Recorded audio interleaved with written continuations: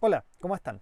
En esta serie de videos vamos a empezar a hablar acerca de reacciones redox o también llamadas reacciones de óxido de reducción, que es un conjunto de reacciones químicas bien importantes y muy variadas. Entonces vamos a partir en esta primer cápsula viendo lo que son los números de oxidación y cómo podemos calcular esos números de oxidación. Pero primero vamos a definirlos a continuación.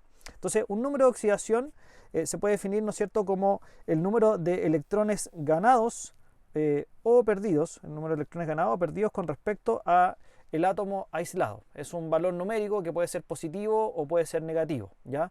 Se le conoce como número de oxidación u estado de oxidación. Y esos números son calculables, ¿ya?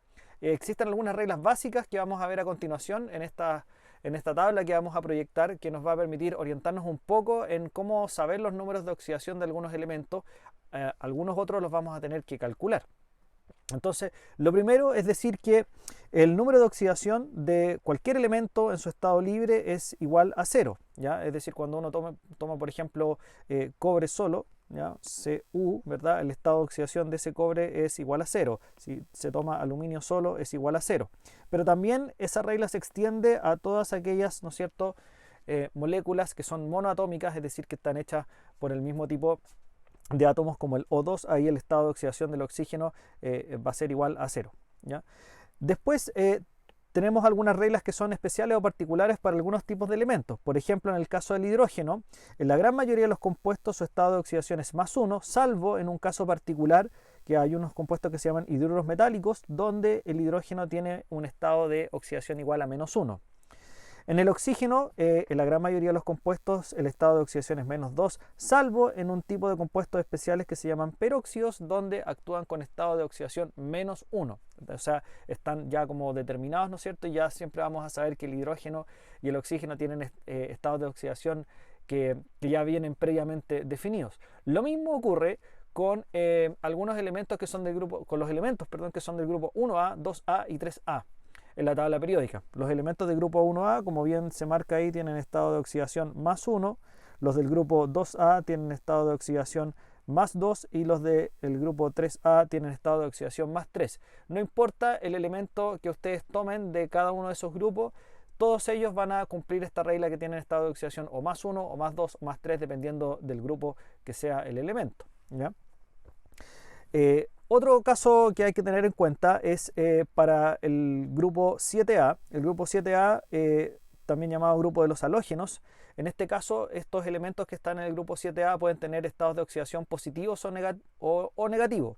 Y cuando es negativo, solamente puede ser igual a -1. Por último, los metales siempre presentan estados de oxidación positivos, como se dice acá en esta última regla, y los no metales, ¿ya? Es decir, elementos, por ejemplo, del grupo 5A, 6A, 7A, pueden presentar valores positivos o negativos. Y acá ya enlazamos con esa regla, ¿no es cierto?, de los halógenos, que sería un caso, ¿no es cierto?, de elementos de tipo no metálico.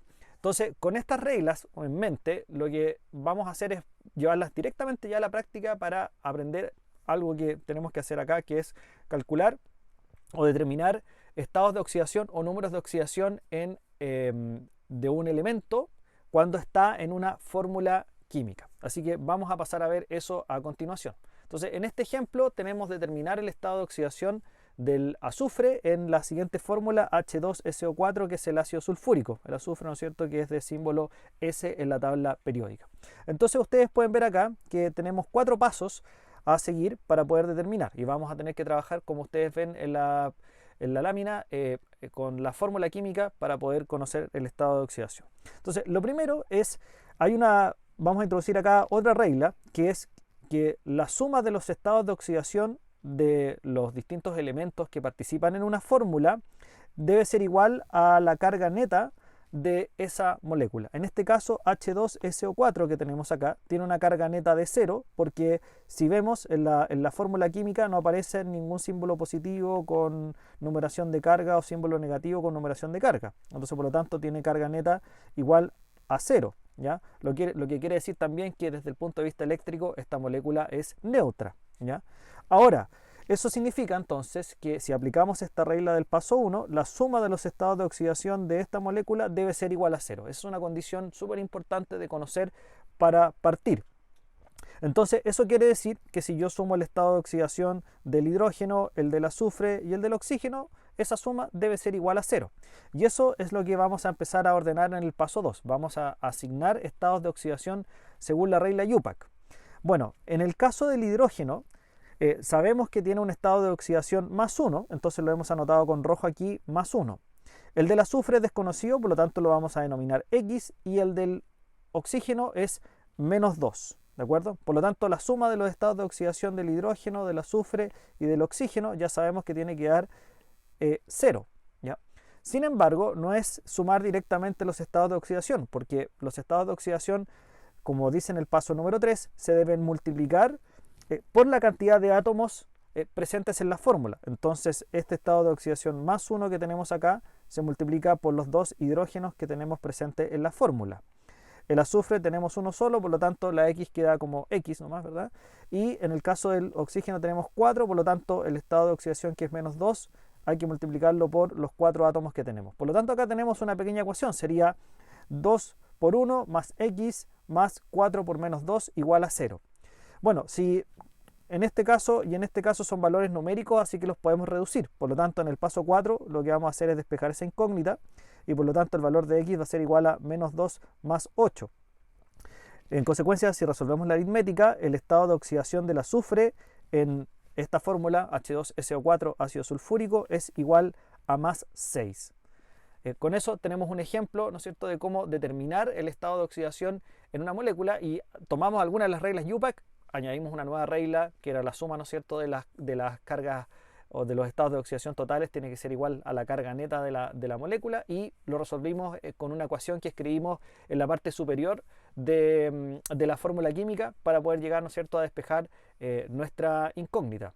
¿Ya? Entonces, dos cosas importantes que recordar acá, que siempre la suma de los estados de oxidación de una molécula tiene que ser igual a su carga neta. Si la molécula no tiene ningún símbolo positivo o negativo escrito al final de ella que indique la carga, entonces tiene que tener carga igual a 0, por lo tanto ahí la suma va a ser igual a 0, de lo contrario va a tener una suma que va a ser positiva o negativa dependiendo de la carga. Veamos un ejemplo con eso. Acá tenemos otro ejemplo donde vamos a determinar el estado de oxidación del yodo, ¿ya?, cuyo símbolo es I, ¿no es cierto?, en el anión yodato, que es IO3 menos, como tenemos acá. Entonces, en este caso particular, como tenemos el anión con carga negativa, si aparece solamente ese símbolo menos, quiere decir que la carga neta es menos 1. Por lo tanto, acá la suma de los estados de oxidación va a ser igual a menos 1, por la carga que tiene, en este caso, el anión. Entonces, luego, sobre la fórmula química, en el paso 2, asignamos los estados de oxidación. En este caso, el yodo es la incógnita X, y el oxígeno ya sabemos que tiene un estado de oxidación menos 2. En el paso 3 debemos multiplicar los estados de oxidación por la cantidad de átomos que hayan presentes en la fórmula. En este caso, el yodo solamente hay uno solo, y el oxígeno tenemos 3 átomos en total, por lo tanto acá deberemos multiplicar 3 por menos 2, que es el estado de oxidación del oxígeno. Entonces X más 3 por menos 2 es igual a menos 1. Recuerden que menos 1 es la carga del anión. Paso número 4, despejamos la incógnita, moviendo, ¿no es cierto?, la aritmética en nuestro cálculo, y finalmente el valor de X despejado es que el valor del estado de oxidación del yodo en esta fórmula es igual a más 5. Entonces, a modo ya de recordatorio, en los cálculos de estado de oxidación, recuerden siempre que la suma de los estados de oxidación de un compuesto neutro es igual a 0, y si fuera, ¿no es cierto?, un anión o un catión, va a ser igual a la carga que tiene ese anión o ese catión. Entonces eso hay que observarlo, ¿verdad? Que es muy importante para poder resolver, ¿no es cierto?, este tipo de ejercicios. Bien, con eso hemos aprendido lo que son los números de oxidación en los estados de oxidación, pero además hemos aprendido a determinar, calculando en una fórmula química, un estado de oxidación desconocido utilizando las reglas IUPAC. Nos vemos en otra clase.